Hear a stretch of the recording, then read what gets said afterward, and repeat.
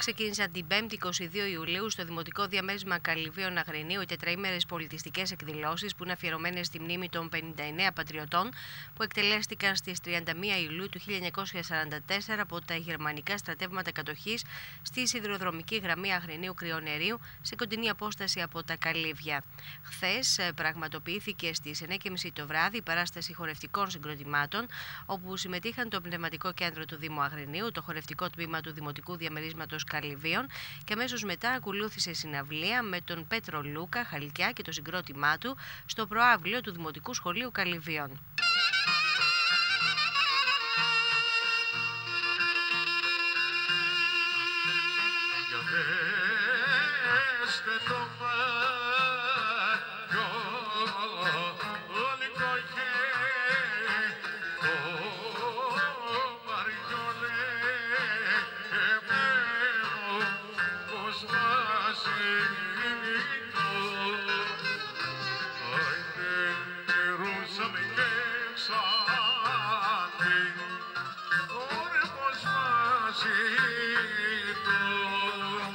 Οι εκδηλώσεις ολοκληρώνονται αύριο Κυριακή 25 Ιουλίου, όπου στις 9 και 4 θα γίνει άφιξη επισήμων στο Δημοτικό Κατάστημα Καλυβίων, αμέσως μετά επίσημο μνημόσυνο στον Ιερό Ναό Αγίου Νικολάου Καλυβίων και στις 10:30 επιμνημόσυνη δέηση στον τόπο της θυσίας. Κεντρική ομιλία από τον Γιώργο Πανταζόπουλο, εργαστηριακό καθηγητή του ΤΕΗ, χαιρετισμοί εκπροσώπων των αντιστασιακών οργανώσεων, κατάθεση στεφάνων και απόδοση τιμών από τη Φιλαρμονική του Δήμου Αγρινίου.